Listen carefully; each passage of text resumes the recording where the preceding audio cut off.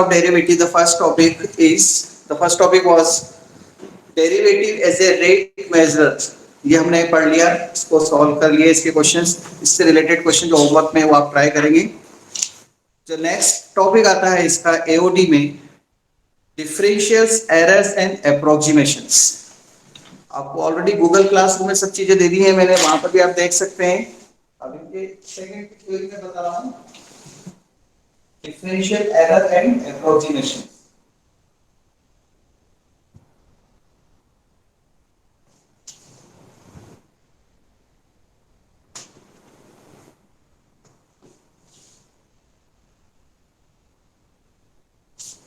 Differentials, errors and approximations को differentiation में क्यों रखा है, इसका क्या मीनिंग है? यहाँ पर तीन चीजें हैं, एरर, अप्रोक्सीमेशंस एंड डिफरेंशियल्स। उसके लिए हमारे पास जो बेसिक है डिफरेंशिएशन का, वहीं से स्टार्ट करना पड़ता है। y इक्वल टू fx एक फंक्शन है, y इक्वल टू fx एक फंक्शन है।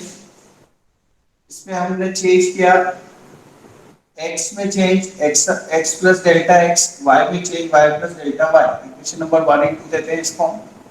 डेल्टा y इक्वल टू क्या आता है, x plus delta x minus fx, fx plus delta x minus fx, मतलब सेकंड इक्वेशन से फर्स्ट को माइनस कर दिया, डेल्टा y आ गया। change in x is delta x, change in y delta y. So delta y by delta x is equal to fx plus delta x minus fx by delta x. First principle का proof है ये। इसमें हमने फिर limit ले ली थी, limit delta x tends to 0, delta y by delta x, और इसे limit delta x tends to 0, fx plus delta x minus fx by delta x.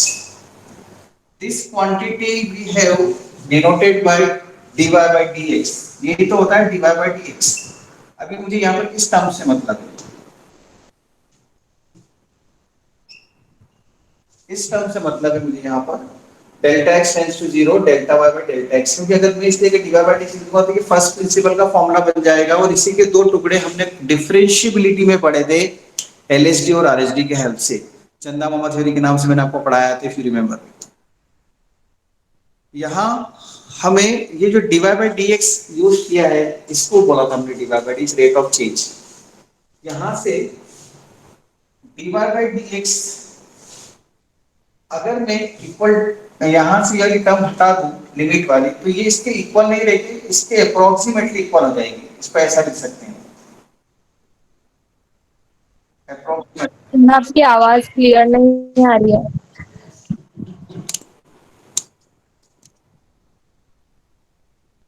अब आ रही है? हेलो?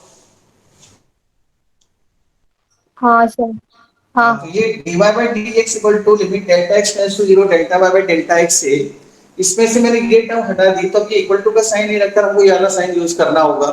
पर ये वाला साइन इजी नहीं होता है, इजी नहीं होता मेरा मतलब कि प्रैक्टिस में बार बार हम इसको यूज नहीं कर सकते। इसको हम बोलते हैं अप्रोक्सीमेटली इक्वल, सिमिलर का साइन जो होता है, इसको हम इक्विवेलेंस के लिए भी यूज करते हैं, इक्विवेलेंट के लिए भी यूज करते हैं। तो इक्विवेलेंट मतलब लगभग बराबर, तो ये लगभग बराबर के लिए यूज होता है। और हम मैथ्स में यहाँ पर इस साइन को इक्वल टू से ही बताएंगे, मतलब हम यहाँ पर इसको ऐसे लिखेंगे। जो देखा जाए तो गलत है, क्योंकि यह साइन हटा दी, लिमिट हटा दी आपने, तो इक्वल कैसे लिख रहे हैं आप? तो dy equal to delta y by delta x, delta y equal to dy by dx delta x, एक फॉर्मूला बन के आ जाएगा मेरे पास। अब आप देखो ये डेल्टा y क्या है? This delta y is change in y variable में चेंज है, और ये delta x change in variable x। मतलब अगर आपको चेंज इन वेरिएबल x दिया है और उन वेरिएबल में रिलेशनशिप दे रखी है, तो उसका डिफरेंशिएशन से dy by dx मिल जाएगा। यहाँ पर या dy by dx पुट करेंगे तो ऑफ कोर्स वो वेरिएबल में आएगा डिफरेंशिएशन करने पर। अगर वो कांस्टेंट पे खत्म नहीं होता है, मान लो अगर 2x है तो 2 आ जाएगा, लेकिन मान लो x स्क्वायर तो 2x आएगा, x क्यूब है तो 3x स्क्वायर आएगा, तो वो साथ में x भी लेकर आएगा ना dy by dx पर। और ये नंबर है और ये भी एक नंबर है, delta by delta x small changes, इसलिए इसको भी क्या करना पड़ेगा हमको, नंबर में चेंज करना पड़ेगा। इसलिए हम यहाँ क्या करेंगे, ऐसा लिखेंगे delta y d y by d x at x equal to a delta x. जो भी एक वैल्यू दे रखी है एक्स की नियरेस्ट वैल्यू, वो हम इसमें यूज करेंगे अकॉर्डिंग टू द प्रॉब्लम में एक्सप्लेन कर रहा हूँ अभी कैसे। तो delta Y equal to D Y by D X X equal to A, और सिंपली ऐसे भी याद रख सकते हैं, बस इतना ध्यान रखना है कि इसको नंबर में चेंज करना है, वेरिएबल में मत लिखना, क्योंकि वेरिएबल यहाँ पर नंबर या वेरिएबल इक्वल नहीं हो सकता। तो delta Y equal to D Y by D x delta x, मतलब वाई और एक्स में एक रिलेशनशिप होगी, उसको डिफरेंशिएट करके d Y by D x at the value x equal to, वो कहाँ से आएगी क्वेश्चन में समझाता हूँ मैं। डेल्टा एक्स और डेल्टा वाई, आपको डेल्टा वाई फाइंड करना है, डेल्टा एक्स भी आपको क्वेश्चन में मिल जाएगा, क्योंकि कैसे मिलेगा वो भी एक्सप्लेन कर रहा हूँ। इस डेल्टा वाई को हम बोलते हैं डिफरेंशियल, डेल्टा वाई और डेल्टा एक्स को टुगेदर हम बोलते हैं डिफरेंशियल, दोनों को क्या बोलते हैं, differentials. Divide by dx differentiation होता है, ये डिफरेंशियल्स होते हैं। Delta y change in y, delta x change in x. अभी चेंज हुआ है तो ये पॉजिटिव नेगेटिव दोनों हो सकता है, मतलब दोनों तरह की मिस्टेक हो सकती है, इसलिए इसका नाम दूसरा एरर भी दिया है, तो इसे हम एरर भी बोलते हैं, also known as error.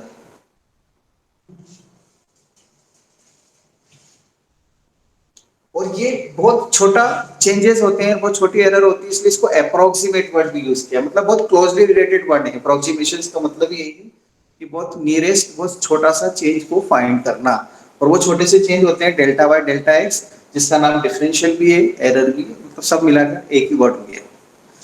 Change in y delta y, अगर हम डेल्टा वाई बाय वाई लिखें, स्पेस से मैं लिख देता हूं डेल्टा वाई बाय वाई, तो इसको बोलते हैं हम रिलेटिव एरर। ये फिजिक्स के अंदर और इकोनॉमिक्स में बहुत यूज होती है रिलेटिव एरर, और फिजिक्स में तो यूज होना शुरू भी हो गई है, फिजिक्स के अंदर प्रैक्टिकल के अंदर ये यूज करते हैं साइंस स्टूडेंट्स, और इकोनॉमिक्स के अंदर हायर क्लासेस में यूज होती है रिलेटिव एरर फाइंड करने की। तो delta y by delta x relative error in y, ऐसे डेल्टा एक्स बाय एक्स क्या हो जाएगा, रिलेटिव एरर इन एक्स। और अगर हम इसमें डेल्टा वाई बाय वाई में 100 का मल्टीप्लाई करते हैं तो इसको हम बोलते हैं परसेंटेज एरर।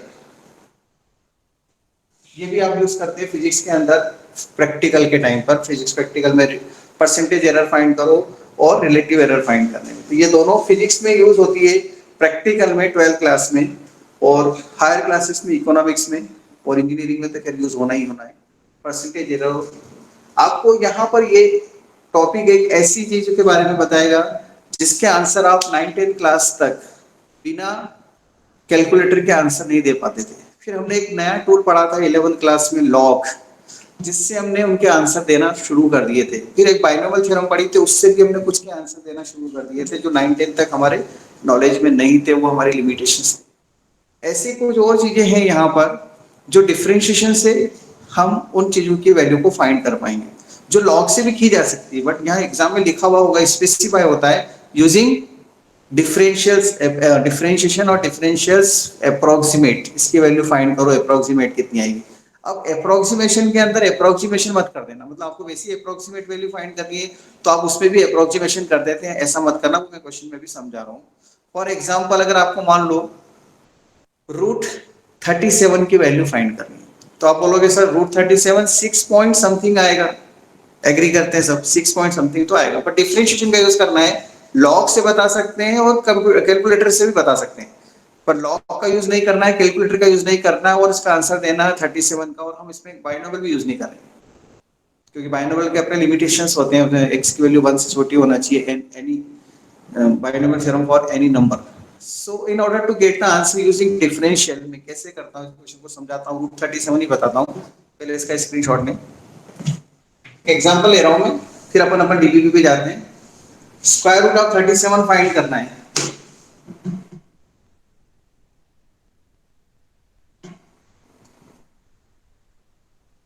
आज भी 9-10 student absent, how it is possible यार, 10-10 बच्चों के नेटवर्क कनेक्शन नहीं आ रहे हैं, ये तो बड़ी और अजीब सी बात है। 2-3 बच्चों को एक प्रॉब्लम हो सकती है।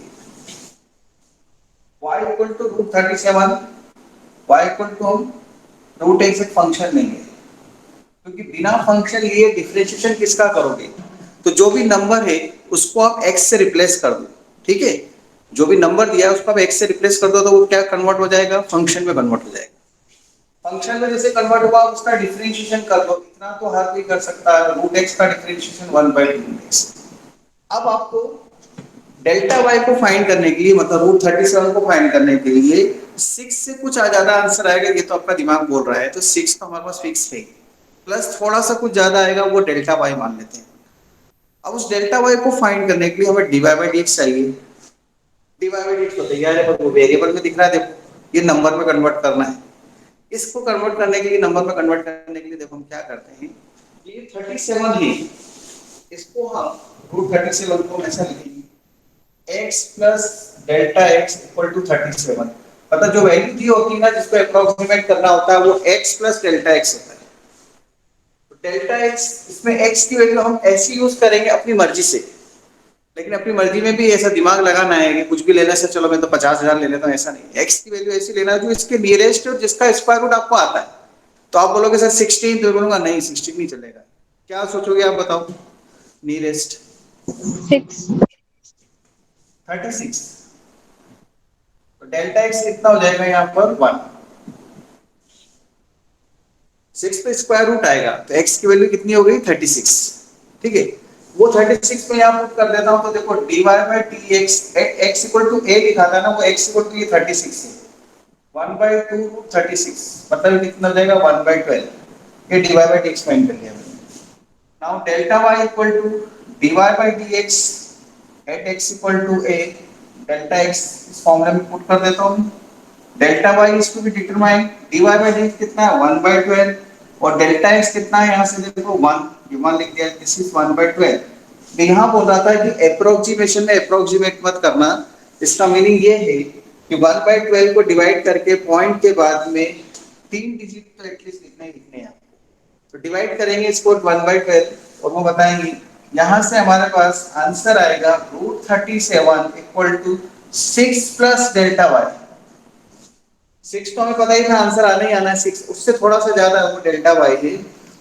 This is equal to 6 plus delta y. Y what is delta y बताएंगे डिवाइड करके।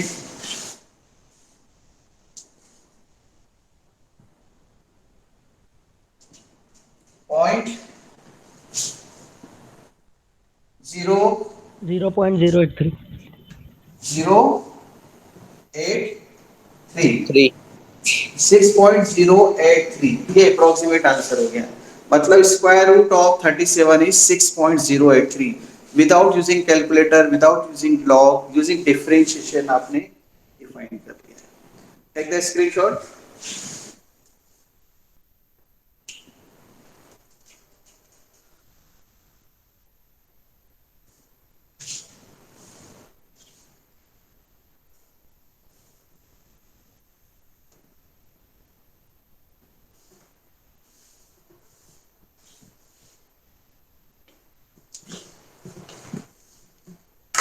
Question number 16, AOD, question number 16, ठीक है। If the radius of the sphere measured as 9 centimeter with error of 0.03 centimeter, एक sphere की आपने radius को measurement करने के लिए कहा, स्फीयर की रेडियस कैसे मेजर करेंगे कोई बताएगा?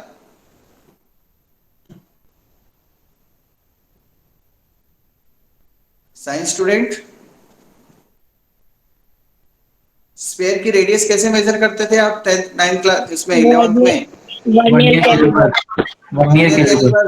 यस, इसका एक एपरेटस होता है जिससे हम लेबोरेटरी के अंदर फिजिक्स की लैब में ये आपने वर्क किया होगा, तो ये आपने मेजरमेंट किया वर्नियर कैलिपर से, आपने उसकी रेडियस मेजरमेंट करी, तो हो सकता है आपने उसकी मेजरमेंट में 0.03 सेंटीमीटर की मिस्टेक कर दी। होती है ना, ऐसी करेक्शन होता है, फिर आप उसको एडजस्ट करते हो दूसरे की रीडिंग को देखकर और एडजस्टमेंट करके मैम को सबमिट कर देते हो, ये बेईमानी करते हो, लेकिन एक्चुअली होती तो है मिस्टेक उसके अंदर, फिर परसेंटेज एरर निकालते हैं, रिलेटिव एरर निकालते हैं, कितनी एरर हुई, ये सब तरीका है, लेकिन हम परफेक्ट आंसर लिख के दे देते हैं। So if the radius of the sphere is measured is 9 centimeter with an error of 0.03 centimeter, then find the approximate error in calculating its volume। क्योंकि जब एरर में हुई है, रेडियस की एरर हुई है, रेडियस के मेजरमेंट में एरर हुई है, तो आपके वॉल्यूम में भी एरर आएगी, क्योंकि वॉल्यूम का फॉर्मूले में रेडियस का यूज होता है 4/3 पाई आर क्यूब। तो चेंज वी में भी फाइंड करना है आपको, जब चेंज इन आर दे रखा है, तो देखो कैसे लिखेंगे हम इसे, क्या लिखेंगे हम, आर इक्वल टू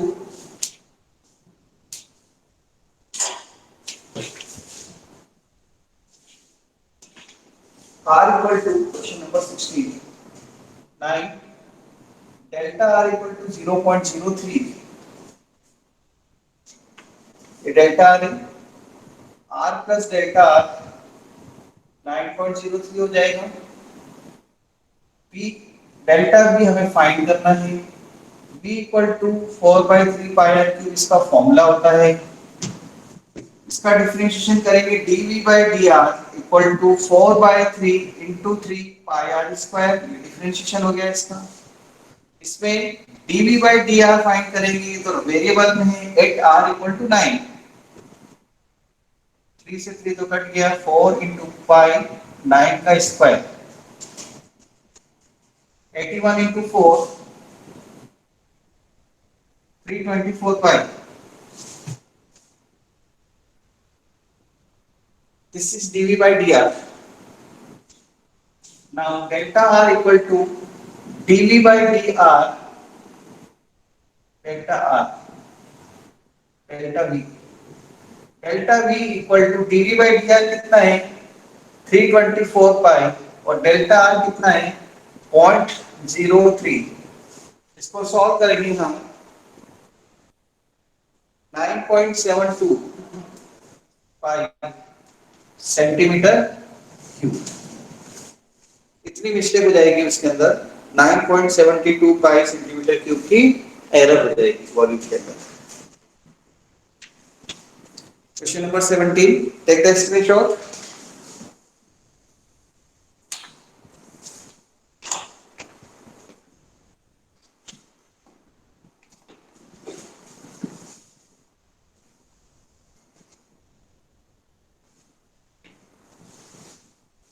हर्ष धाकर,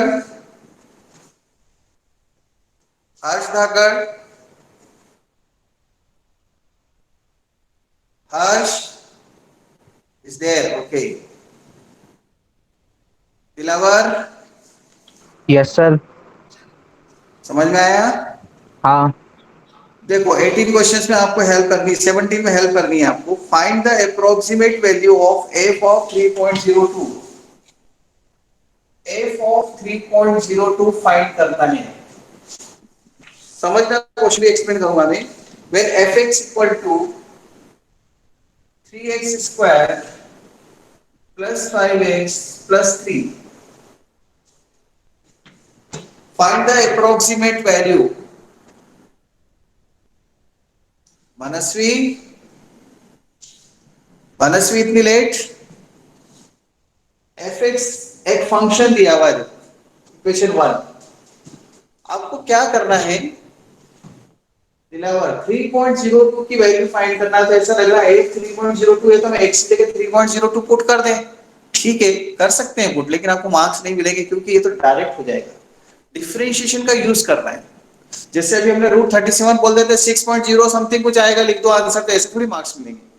तो ऐसे इस पे 3.02 का स्क्वायर और मल्टीप्लाई करके और इसको प्लस प्लस कर दिया तो हमारा आंसर आ जाएगा, ऐसे नहीं चलेगा। हम ये 3.02 जो दे रखा है ना, जो थोड़ा सा चेंजेस आगे लिखेगा, प्लस माइनस में लिखते हैं ना ये नंबर, मान लो 2.96 होता तो 0.04 लेते हैं अपन, तो नेगेटिव पॉजिटिव कुछ भी हो सकते हैं। तो इसको आप क्या लिखेंगे, x plus delta x is 3.02, delta x x की वैल्यू कितनी लेंगे हम 3, तो डेल्टा x कितना हो जाएगा, डेल्टा x कितना हो जाएगा 0.02, x की वैल्यू भी मिल गई, डेल्टा x भी मिल गया हमें। अब हमें क्या करना होता है, इसका डिफरेंशिएशन करना होता है, तो dy by dx by 1 6x plus 5. Now delta y dy by dx at x equal to कितना लिखेंगे हम 3. 6 into 3 plus 5 18 plus 5 23. So delta y equal to dy by dx delta x. What is delta y is to be determined. Dy by dx at x equal to 3 is 23 plus no, not plus into delta x. Delta x कितना 0.02 means 0.46 हो जाएगा ये delta y. Therefore f3.02 equal to f3 plus delta y. f3 तो put कर सकते हैं हम 3 पे तो हमें डायरेक्ट वैल्यू मिल जाएगी लेकिन 3 पुट करना ही चाहिए यहाँ 3 पुट करेंगे 3 into 3 का square plus 5 into 3 plus 3 plus 0.46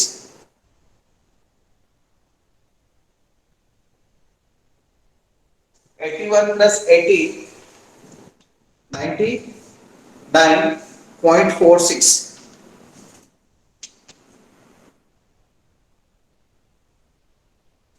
और 27 है 45.0646 This is the answer. F3 तो अपन डायरेक्ट फाइंड कर सकते हैं F3 होता तो वो तो कोई प्रॉब्लम ही नहीं है अप्रोक्सीमेशन इसलिए तो 3.02 की वैल्यू फाइंड करनी विदाउट यूजिंग कैलकुलेटर और अगर मान लो एक क्यूब और स्क्वायर होता और कुछ उठपटांग और दूसरा कोई फंक्शन होता तो कितना टफ पड़ जाता डिफरेंशिएशन से हम ऐसे उसको फाइंड कर सकते हैं दिलावर क्वेश्चन नंबर 18 बताओ क्या करेंगे 18 में x की वैल्यू बताओ दिलावर क्वेश्चन नंबर 18 में स्क्रीनशॉट ले लें इसका Dilawar yes question sir. Number 18 में x की वैल्यू बता दो आप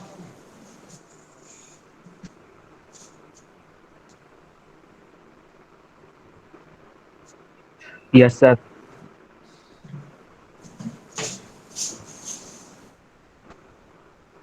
125 सर. 125 क्योंकि 125 का क्यूब रूट हमें आता है कितना 5 और हमें 127 का क्यूब रूट फाइंड करना है तो आपने बता दिया x की वैल्यू कितनी है 125 क्यूब रूट ऑफ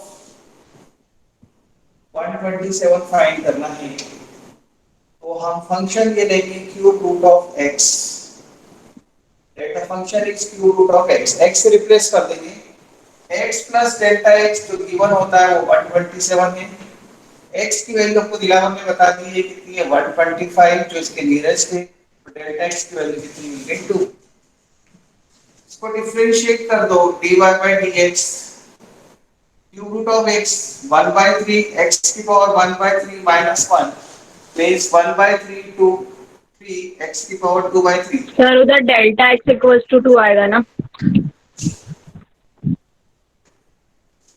ठीक है delta x equal to 2 now dy by dx at delta x equal to 2 is equal to 1/3 x की पावर x कितना है 125 sorry x equal to 125 125 raised to 2/3 1/3 5 का cube 2/3 this is 1/75 dy by dx now dy by dx into delta x equal to delta y gives us delta y equal to dy by dx is 1/75 and delta x is equal to 2 so this is 2/75 इसको approximate मत करना point के बाद 3 digit तक तो solve करें इसे और इसको फाइनल आंसर में ऐसे लिखेंगे 127 का cube root will be equal to 5 plus क्योंकि 125 का तो 5 हो जाएगा 5 प्लस यहां से जो भी टर्म आएगी वो लिखेंगे और फिर वो आंसर आएगा और वो आंसर कितना आएगा 0.026 026 5.026।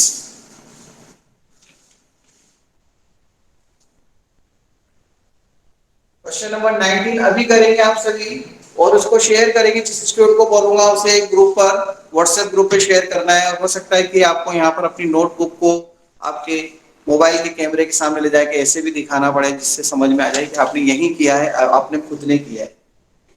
हम टीचर्स को क्या है, आदत है शक करने की आप लोगों के ऊपर, इधर उधर से चीटिंग करके कहीं से गूगल पे से देख के तो नहीं करने, क्योंकि ऑनलाइन में तभी पूरे ऐप साथ में चलते हैं, डाउट नट्स और ये वो पता नहीं कौन कौन से हैं, जिसके ऊपर अपन क्वेश्चंस का आंसर भेजो, क्वेश्चन भेजो, 2 मिनट में आंसर आ जाता है। नेक्स्ट क्वेश्चन हमें फाइंड करना है value of log. Log 4.01 having given that log E, कुछ वैल्यूज भी दे रखी हैं।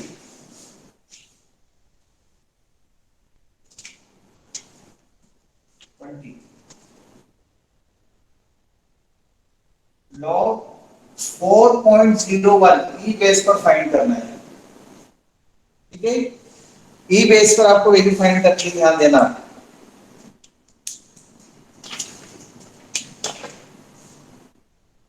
ई base having given that log 4 to the base e, it is given 1.3863 given है। देखो सबसे पहले तो हम फंक्शन एज्यूम करेंगे, लेट y इक्वल टू और fx equal to log x to the base e। इससे हम डिफरेंशिएशन फाइंड करने के dy by dx equal to 1 by x।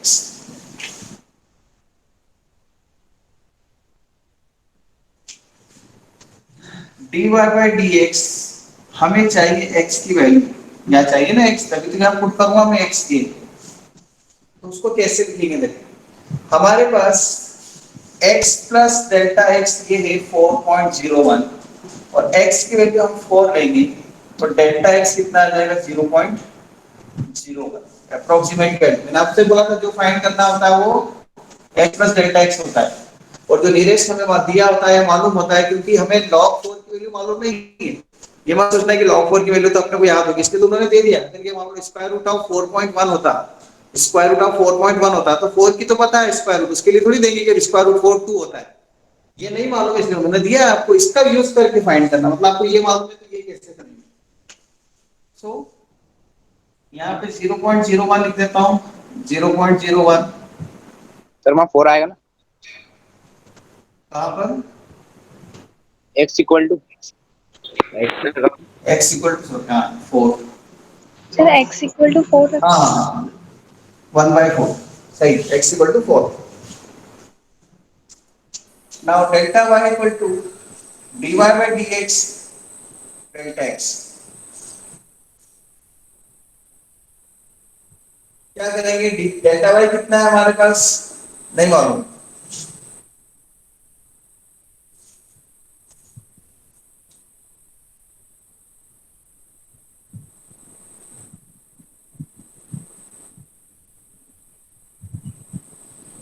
use differentiate to find the approximate value of log 4.01।